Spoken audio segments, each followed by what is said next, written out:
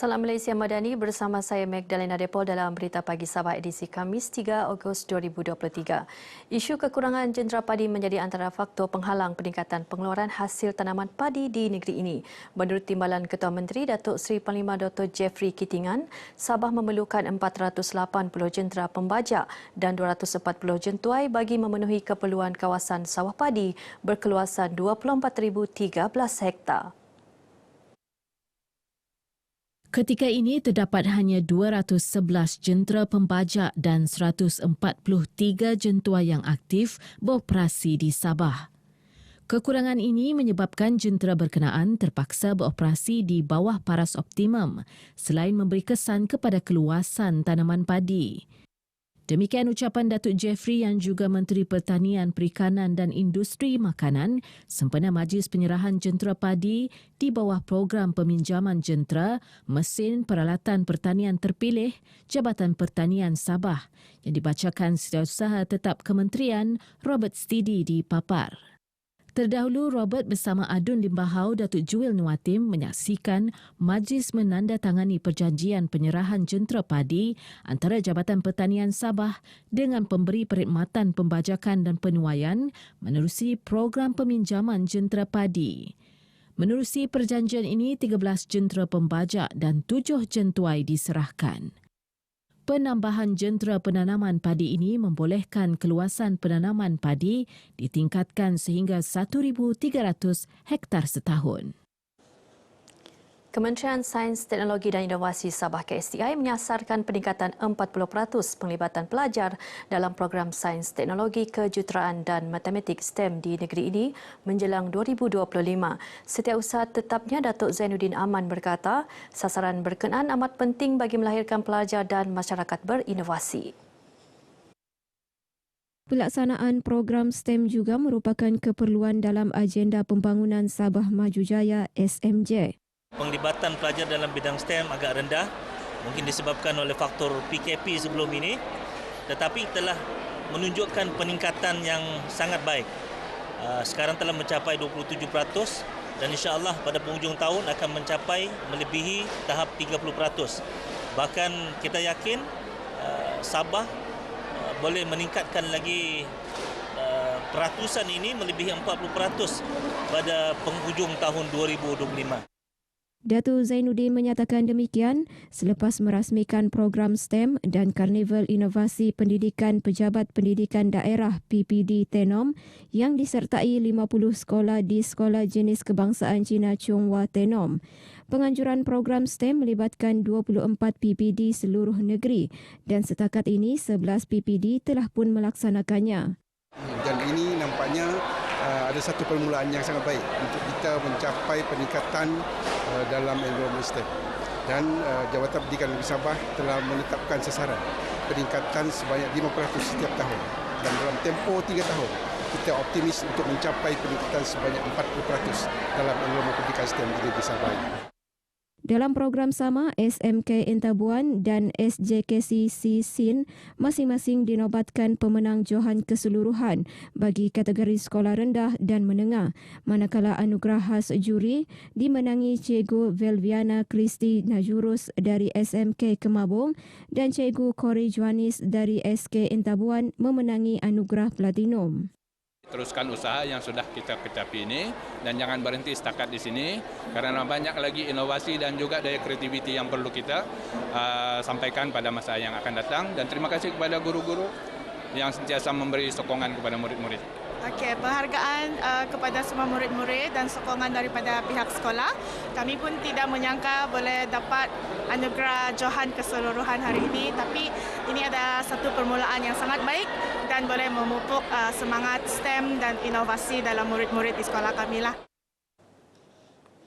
Dalam perkembangan berkaitan ibu bapa dan guru digesa bekerjasama erat memupuk minat pelajar membudayakan bidang STEM. Ia sekaligus dalam meningkatkan pelibatan generasi muda dalam menjayakan agensi pembangunan termasuk revolusi perindustrian. Ahli Dewan Undangan Negeri Adun Pantai Dalit Jasni Daya yang juga pengurusi Executive Enterprise Corporation Sdn Bhd berkata, peranan ibu bapa dan guru amat penting dalam membuka jalan kepada anak-anak menerokai kemajuan STEM. Khusus untuk memberi persediaan kepada pelajar-pelajar di peringkat yang awal berkenaan dengan kepentingan pemfokusan kepada subjek seperti sains, teknologi, matematik untuk persediaan kita di masa hadapan lah. Beliau ditemui media dalam program STEM Fiesta 2023 Pejabat Pendidikan Daerah PPD Tuaran di Sekolah Menengah Kebangsaan Pekan Telipuk Tuaran. Ia anjuran Kementerian Sains, Teknologi dan Inovasi bersama PPD Tuaran melibatkan penyertaan lebih 800 pelajar sekolah rendah dan menengah dalam pelbagai kategori pertandingan berkaitan inovasi dalam bidang STEM. Orang ramai perlu memberi sokongan kepada pelatih muda yang melaksanakan Perintah Khidmat Masyarakat PKM serta tidak mewujudkan tanggapan negatif terhadap mereka. PKM merupakan hukuman alternatif kepada pemenjaraan bertujuan memulih dan mencegah pelatih muda daripada mengulangi kesalahan jenayah sekaligus mengintegrasi mereka untuk kembali ke pangkuan masyarakat. Pengarah Jabatan Perkhidmatan Kebajikan Am Sabah Jais Asri memaklumkan pelatih terbabit perlu menghabiskan aktiviti kemasyarakatan berdasarkan jumlah jam yang ditetapkan mahkamah. Berikan mereka sokongan moral, berikan mereka galakan dan berikan perhatian kepada mereka. Itu yang penting. Sudahlah mahkamah sudah jatuhkan perintah kepada mereka kan. Ibu bapa pula menjauhkan diri, anggota masyarakat menjauhkan diri. Agak sukar untuk kita menarik minat pelatih muda ini untuk terlibat dengan kerja-kerja kemasyarakatan. Jais ditemui RTM selepas program Sembang Ekspresi bertajuk Advokasi Perintah Khidmat Masyarakat 2023 di Konti Sabah FM Kota Kinabalu. Tambah beliau, antara kesalahan yang kerap dilakukan pelatih muda berumur 18 hingga 21 tahun, kesalahan lalu lintas, merempit lumba haram, kes curi, pergaduhan yang menyebabkan kecederaan, penyalahgunaan dadah dan perjudian. Pesara Polis Hutan Batalion 16 terus berperanan sebagai mata dan telinga kerajaan sekaligus membantu menjaga keharmonian negara. Presiden Persatuan Kebajikan bekas anggota pasukan Polis Hutan Batalion 16, Muhammad Tassan berkata persatuan yang ditubuhkan sejak 2 tahun lepas itu sentiasa memastikan kebajikan ahli terjaga dengan menekankan kebajikan pesara dan ahli keluarga. Pesara yang meninggal dunia akan diberi bantuan RM1,000 dan RM500 bagi mereka yang dimasukkan hospital. Pasukan Polis Hutan kini dikenali sebagai Pasukan Gerakan Am PGA.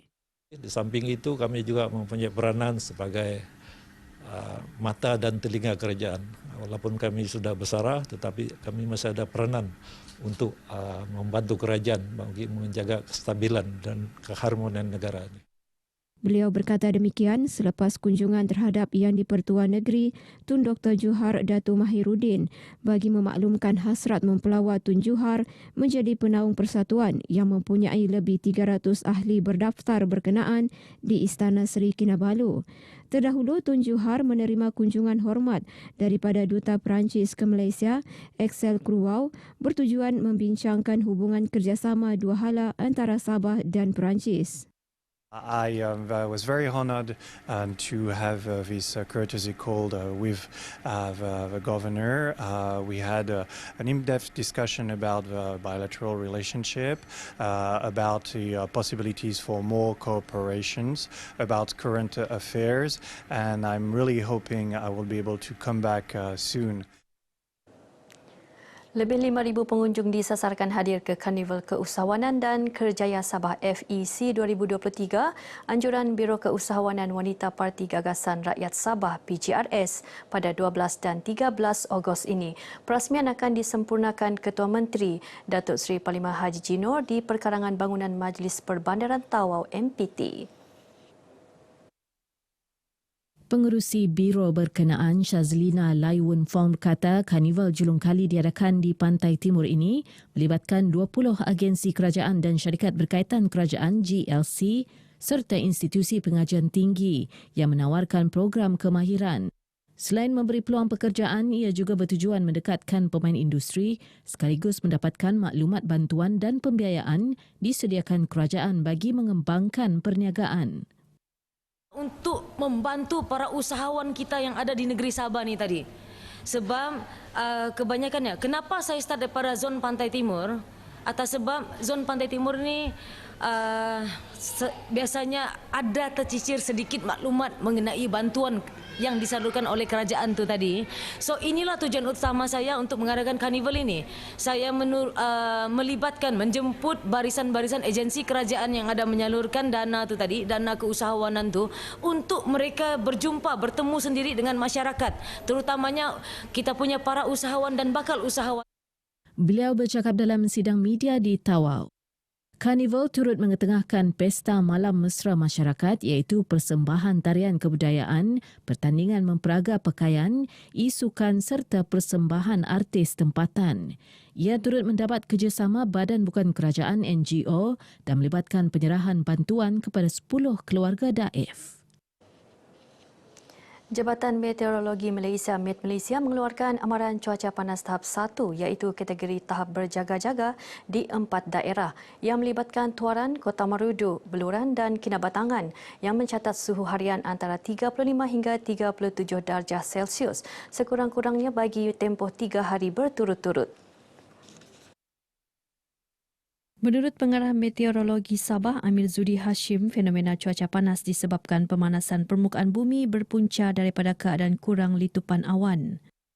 Kita jangkakan keadaan ini sehinggalah penghujung monsun barat daya lah. Dan kita berdasarkan model-model iklim dunia yang kita rujuk, kita dapati berdasarkan tinjauan cuaca jangka panjang yang terkini, kita jangkakan pada bulan November dan juga pada bulan Disember kita dapati pantai timur negeri Sabah dijangka akan menerima taburan hujan sedikit di bawah paras purata.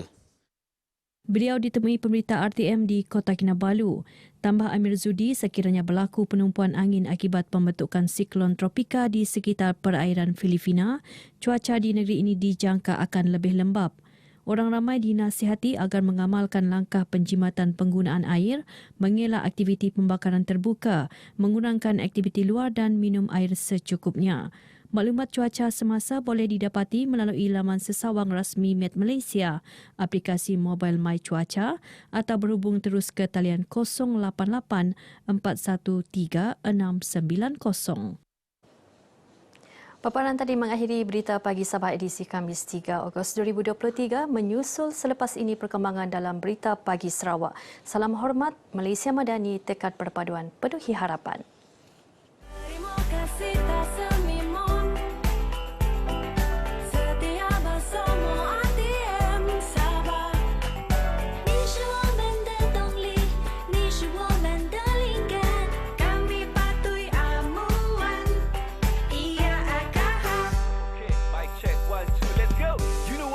Yang sahih paling laris, update tanpa halangan baris, bengkok kami garis, setiap halaman akhbar, siang dan malam full bar. Bila bangun pagi radio kami kan bertanya khabar.